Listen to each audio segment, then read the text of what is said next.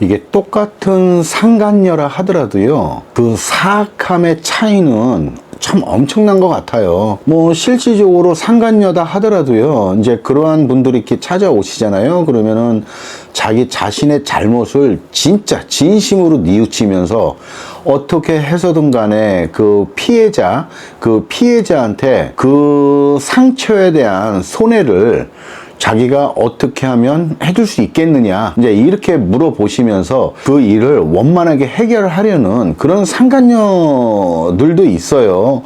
그럴 때는 정말 그런 상간녀들을 보잖아요. 그러면은 아니, 이런 사람이 왜 그런 잘못을 했을까, 이게 정말 의아할 때가 참 여러 번 있었습니다.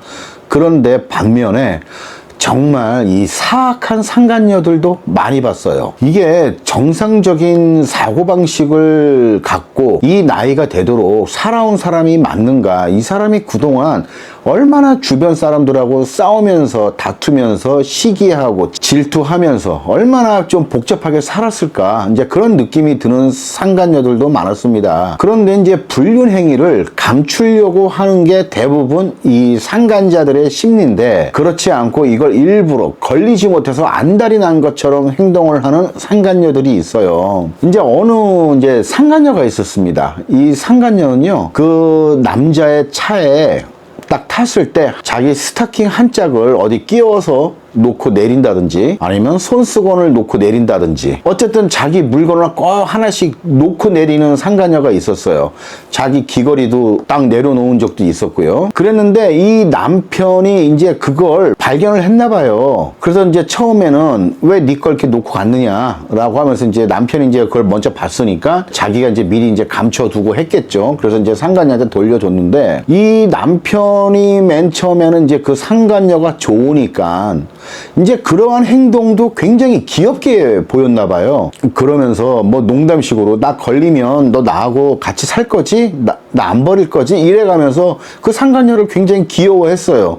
그러니까 이 정도 되면 그냥 뭐 이 남편도 그냥 정신 나간 거죠. 그랬는데 어느 날 이제 이 상간녀가요, 귀걸이 한쪽을 이제 그 옆에 조수석 어디 구석에 딱 떨어뜨려 놓은 거예요. 떨어뜨려 놨는데 이거를 이제 아내가 봤겠죠. 아내가 보고 나서 이제 그 남편을 이제 의심을 했고, 그러면서 이제 그 아내가 이제 계속 남편을 이제 상태를 살펴보고 이러저러한 어떤 좀 조사도 하고, 그러면서 결국 이제 남편이 불륜 행위를 하고 있는 걸 이제 알게 됐죠. 그랬는데 이 남편이 또 사실 또 이번이 바람핀 게 또 처음은 아니었나 봐요. 그래서 그 아내는 그냥 과감하게 이제 더는 바람이나 피고 다니는 너 같은 놈하고는 살고 싶지 않다라고 하면서 이혼을 해버렸습니다. 그런데 이혼하기 전까지도 이 남편이 아내한테 계속 용서를 구했나 봐요. 내가 잘못했다, 미안하다, 다시는 안 그러겠다.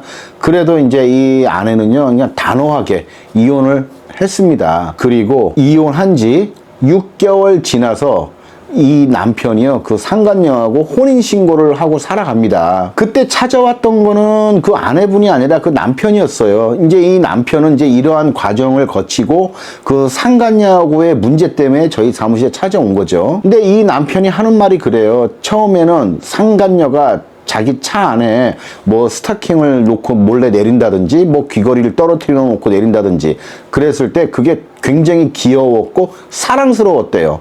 그때는 그랬답니다. 아, 얼마나 내가 좋으면 걸리는 것도 마다하지 않고 이런 행동을 할까.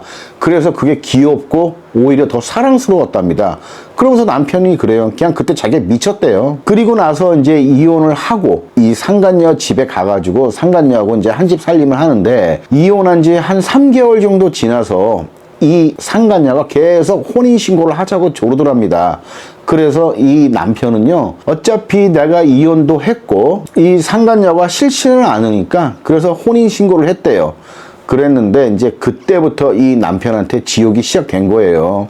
이제 그 상간녀는 이제 법적인 아내가 됐으니까 모든 행동을 감시하는 거예요. 그리고 심지어는 기분이 안 좋으면 욕도 많이 한답니다. 한 10살 정도 차이가 나는 상간녀였대요. 근데 이 상간녀가 거의 뭐 소시오패스 아니면 나르시시스트 성향이 굉장히 강한 상간녀였대요. 그러면서 이 남편이 조금만 늦게 들어와도 너 어디 가서 어떤 년 만났냐, 뭐 하고 왔냐라고 하면서 이렇게 정말 심한 의부증 걸린 여자 행세를 한대요. 그런데 남편이 그럽니다. 이 여자는 의부증이 있는 여자가 아니래요. 그냥 자기를 꼼짝달싹 못하게 압박을 하기 위해서 자기를 그렇게 휘어잡는 거라고 하더라고요. 그리고 이 남편이 이제 이혼한 전처하고의 사이에 있는 아이 중에 막내가 이제 미성년자거든요. 그 아이의 양육비를 이렇게 보내주는데 그것도 그렇게 질투를 하고 시기를 합니다. 이 남편이 급여를 가지고 오면요, 이 상간녀가 모든 걸 다 관리한다고 우기고 해가지고 결국은 남편도 지쳐서 이 상간녀한테 모든 경제권을 줬어요. 그랬는데 그때부터 이제 양육비를 갖고 트집을 잡기 시작했습니다.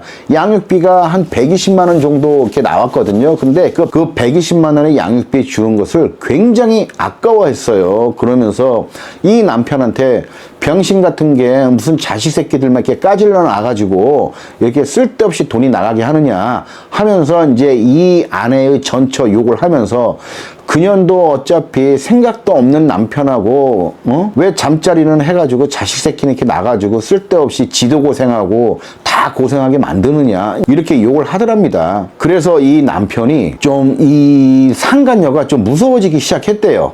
그랬는데 이 상간녀가 어느 날 이제 이 남편이 전처하고 이제 재산 분할을 해가지고 나눈 돈이 있을 거 아닙니까?